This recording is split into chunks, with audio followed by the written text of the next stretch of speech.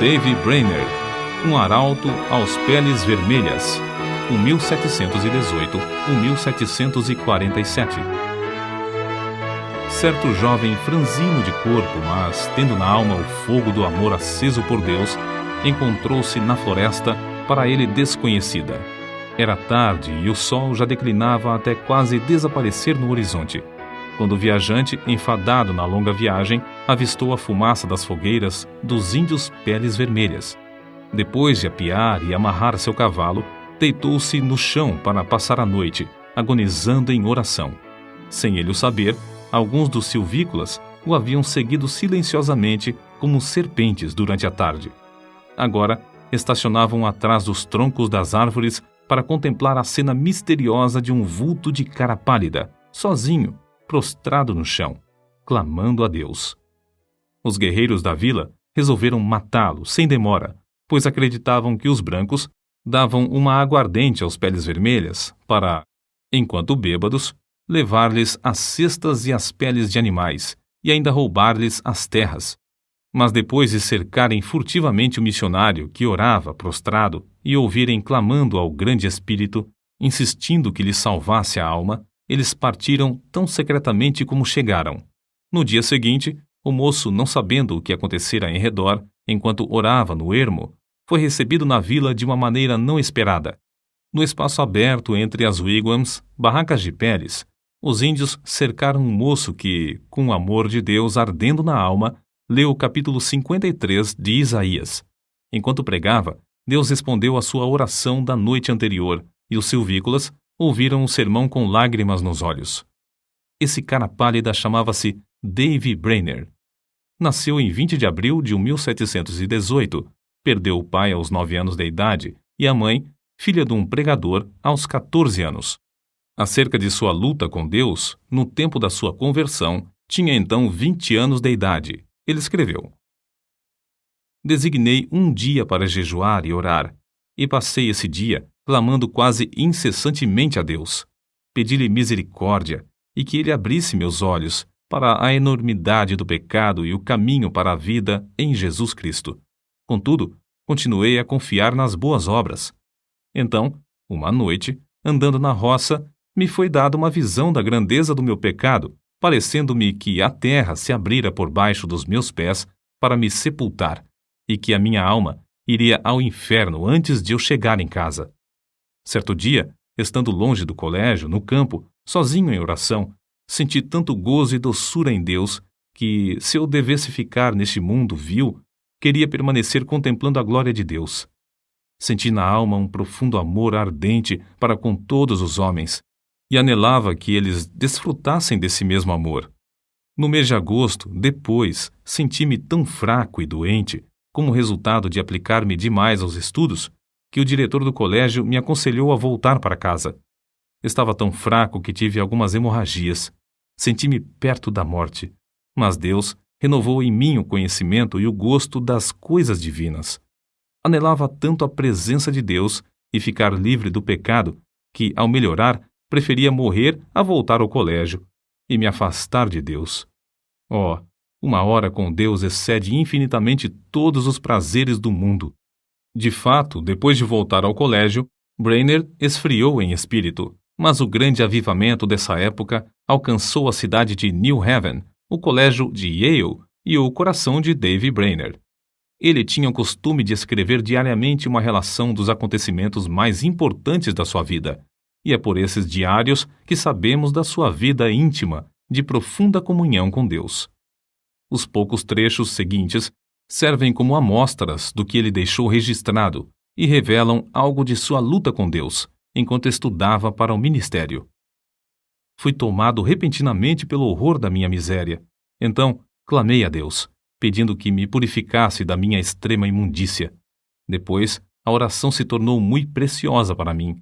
Ofereci-me alegremente para passar os maiores sofrimentos pela causa de Cristo, mesmo que fosse para ser desterrado entre os pagãos, desde que pudesse ganhar suas almas. Então, Deus me deu o espírito de lutar em oração pelo reino de Cristo no mundo. Retirei-me cedo, de manhã, para a floresta, e foi-me concedido fervor em rogar pelo avanço do reino de Cristo no mundo. Ao meio-dia, ainda combatia em oração a Deus e sentia o poder do divino amor na intercessão. Passei o dia em jejum e oração, implorando que Deus me preparasse para o ministério, me concedesse auxílio divino e direção, e me enviasse para a seara no dia designado por Ele. Pela manhã, senti poder na intercessão pelas almas imortais e pelo progresso do reino do querido Senhor e Salvador no mundo. À tarde, Deus estava comigo de verdade. Quão bendita a sua companhia! Ele me concedeu agonizar em oração até ficar com a roupa encharcada de suor, apesar de eu me achar na sombra e de soprar um vento fresco. Sentia a minha alma grandemente extenuada pela condição do mundo. Esforçava-me para arrebatar multidões de almas. Sentia-me mais dilatado pelos pecadores do que pelos filhos de Deus. Contudo, anelava gastar a minha vida clamando por ambos. Passei 2 horas agonizando pelas almas imortais. Apesar de ser ainda muito cedo, meu corpo estava molhado de suor. Se eu tivesse 1000 vidas, a minha alma as teria dado pelo gozo de estar com Cristo. Dediquei o dia para jejuar e orar, implorando a Deus que me dirigisse e me abençoasse na grande obra que tenho perante mim, a de pregar o Evangelho. Ao anoitecer, o Senhor me visitou maravilhosamente na oração. Senti a minha alma angustiada como nunca. Senti tanta agonia que me achava ensopado de suor. Oh, Jesus suou sangue pelas pobres almas. Eu anelava mostrar mais e mais compaixão para com elas. Cheguei a saber que as autoridades esperam a oportunidade de me prender e encarcerar por ter pregado em New Haven. Fiquei mais sóbrio e abandonei toda a esperança de travar amizade com o mundo. Retirei-me para um lugar oculto na floresta e coloquei o caso perante Deus. Completados os seus estudos para o ministério, ele escreveu: Preguei o sermão de despedida ontem à noite. Hoje, pela manhã, orei em quase todos os lugares por onde andei, e depois de me despedir dos amigos, iniciei a viagem para o habitat dos índios. Essas notas revelam, em parte, a sua luta com Deus enquanto estudava para o ministério. Um dos maiores pregadores atuais, referindo-se a esse diário, declarou: Foi Brainerd quem me ensinou a jejuar e orar. Cheguei a saber que se fazem maiores coisas por meio de contato cotidiano com Deus do que por pregações. No início da história da vida de Brainerd, já relatamos como Deus lhe concedeu entrada entre os silvícolas violentos, em resposta a uma noite de oração nas profundezas da floresta. Mas, apesar de os índios lhe darem toda a hospitalidade, concedendo-lhe um lugar para dormir sobre um pouco de palha e ouvirem o sermão, comovidos, Brainerd não estava satisfeito e continuava a lutar em oração, como revela seu diário. Continuo a sentir-me angustiado. À tarde, preguei ao povo, mas fiquei mais desanimado acerca do trabalho do que antes.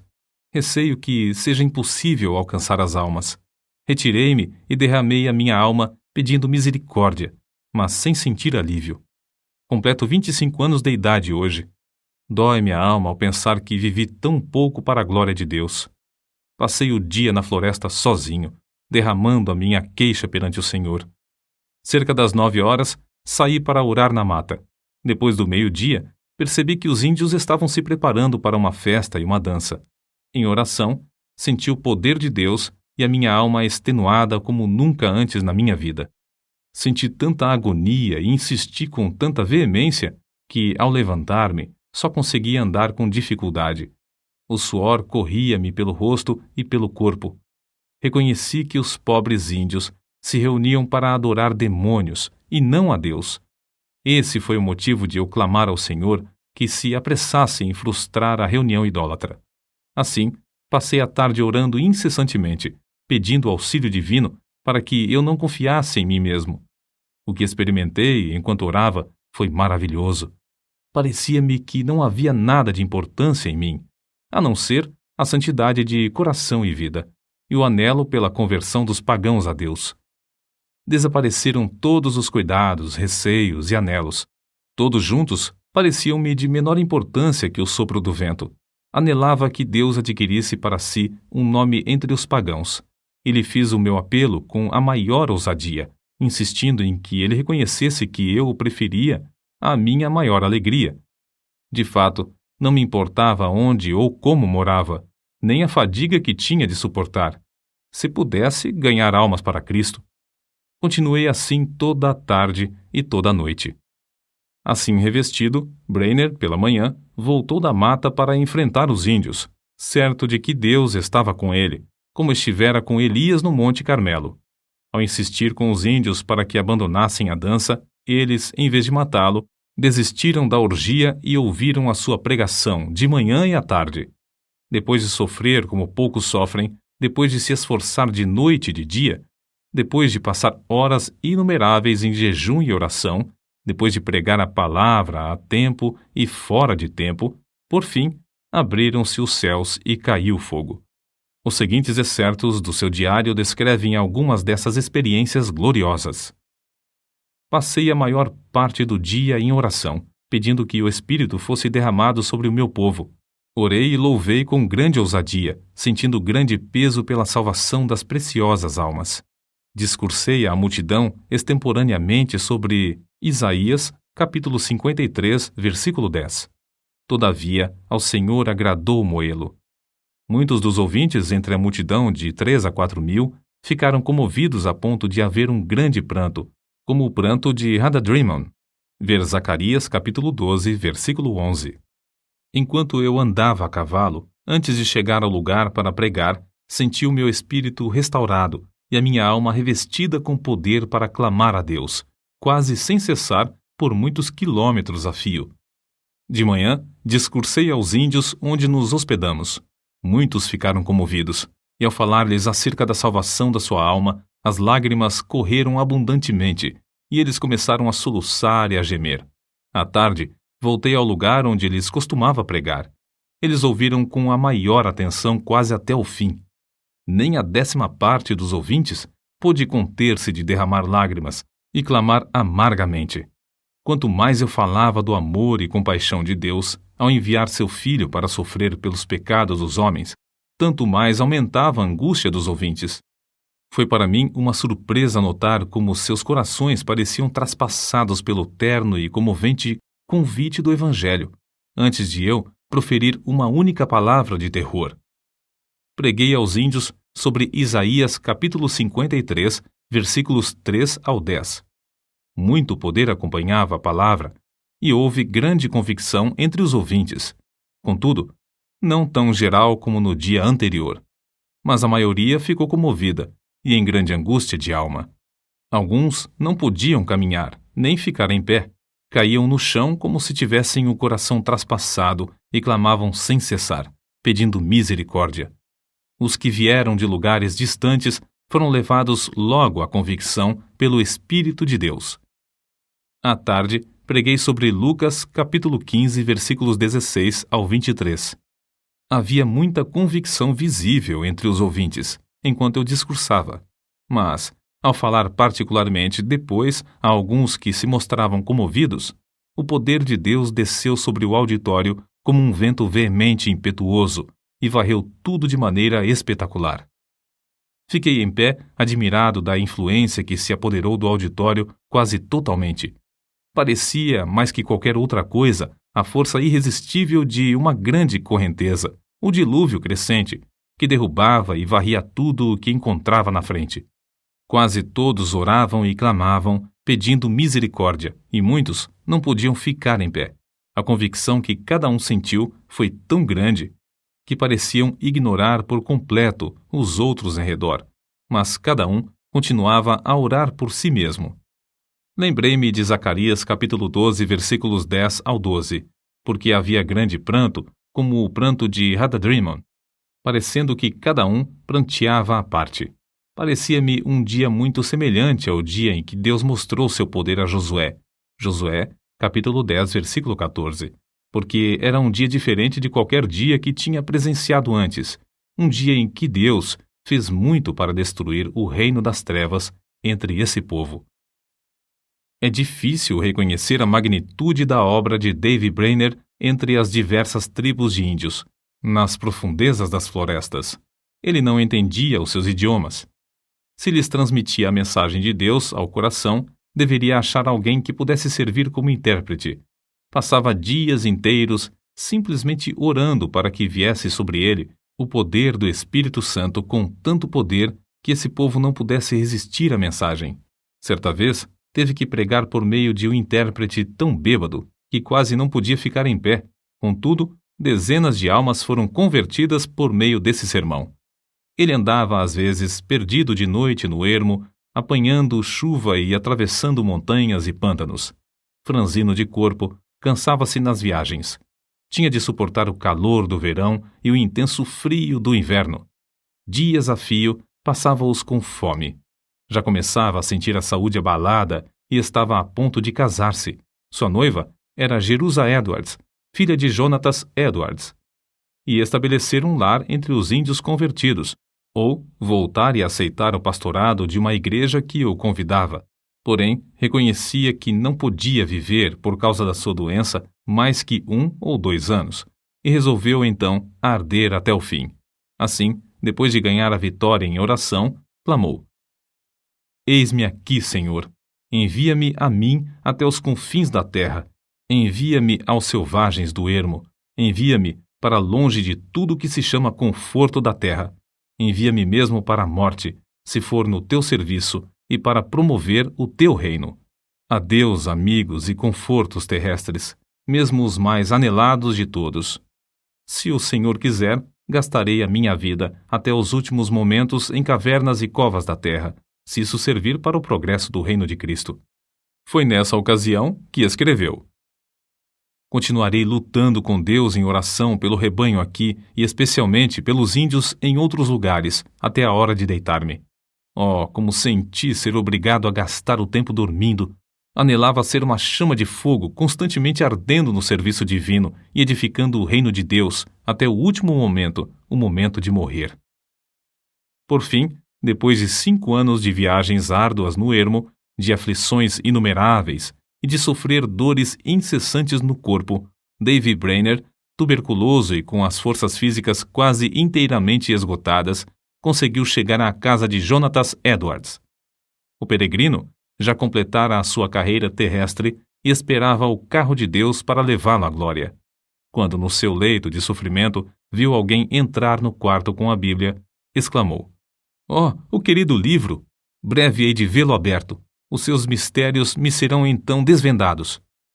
Suas forças físicas minguavam e ele falava com mais e mais dificuldade, mas sua percepção espiritual parecia aumentar.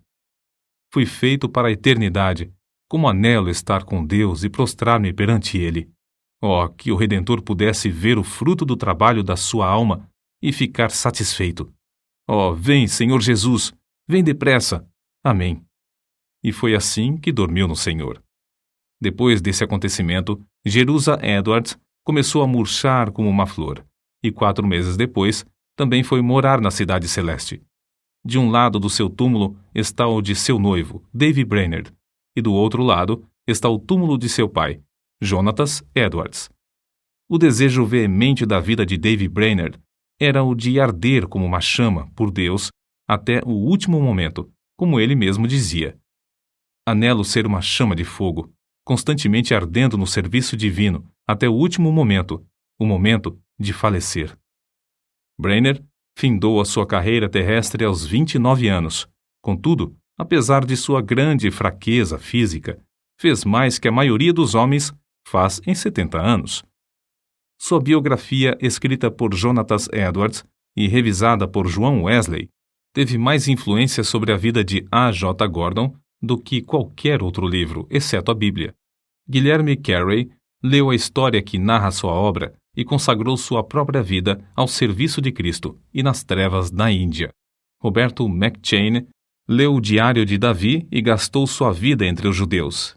Henrique Martin leu a sua biografia e decidiu consumir-se dentro de um período de 6 anos e meio na Pérsia, a serviço do mestre.